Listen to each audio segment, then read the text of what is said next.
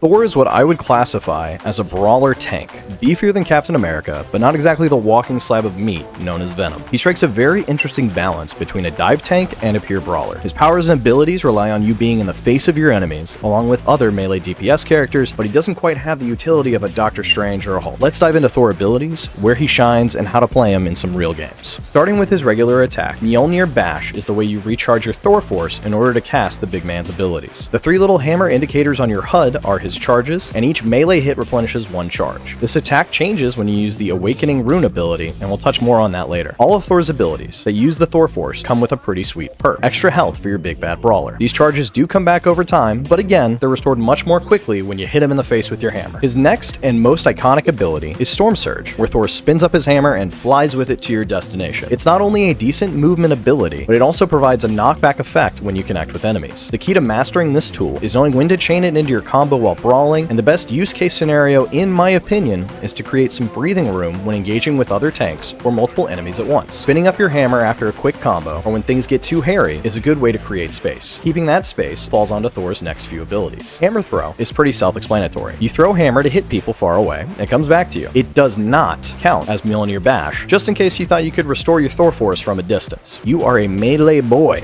through and through. This ability combos well, either before you dash into combat with an enemy, or to further soften them up after knocking them back with Storm Surge. This isn't Thor's only ranged ability, but it's the one you will have access to most consistently. Let's say I stormed in, couldn't land the knockback, and now I'm regretting my life decisions. What then? Well, that's when you pop the Lightning Realm. This ability summons lightning inside it to strike enemies for some light damage, and restores your Thor Force based on how many enemies get hit with it. It's not like a super strong AoE, but it can be useful when comboed into regular strikes and Storm Surges. I also like to use it to GTFO when I'm getting overwhelmed, although it won't stop an angry Iron Fist player from making you his new puppet right next to your poor support. This kit sounds kinda meh. Anything else spicy we can expect? Yes! Awakening, like I mentioned earlier in the video, adds range and damage to Thor's kit that is needed when facing other tanks or ranged DPS characters. The Awakening Rune turns Thor's Mjolnir Bash into projectile lightning wave arcs that do some nasty damage and give Thor the range he was otherwise sorely lacking. The most controversial, at time of recording, part of his kit is his ultimate, God of Thunder. Thor flies into the air for a couple seconds, then comes back down to damage anyone beneath his radius. The reason why this ability is controversial at this time is that it lacks power for some, for others the windup leaves them too vulnerable, and for me personally, I just wish I could move like a hair faster while casting the ability. Its use case is for clearing out points, breaking stalemates, and it can combo well with characters like Groot or Luna Snow, who can crowd control enemies via walls or freezing to trap them for you. Other than that, Thor shines with his regular abilities and not as much with his ultimate, a la Punisher. He also has two team-up abilities. One is an anchor, and the other is a team player. His anchor ability is Thunderous Deity, which gives Captain America and Storm a quick Thor Force infusion to buff their abilities significantly. To keep it short, Cap gets a movement boost and a damage buff, while Storm gets a lightning barrage to put more hurt on her foes. You also get a health boost for being an anchor this season, regardless of if you have the team-up active or not. Thor also benefits from Odin's Son Reborn with Loki. As long as Hela lands a final blow on an enemy, Loki and Thor can either be instantly resurrected if they're respawning, or it can give them bonus health if they're still alive. This is a great way to really screw over low health enemies when you're brawling them down, or surprise your foes with an RKO from behind with the steel hammer, oh my god! Being both an anchor and a team player gives Thor the ability to complement more playstyles than other characters, and means he can be a team-wide benefit even if he's lacking in some respects. Overall, Thor's kit is one that takes some time to learn, and is definitely situational. You won't find success against a team of ranged fighters unless you're being highly aggressive and incredibly smart with your ability usage to dash in, finish enemies, and dash out. But if you like the melee playstyle with more survivability than others,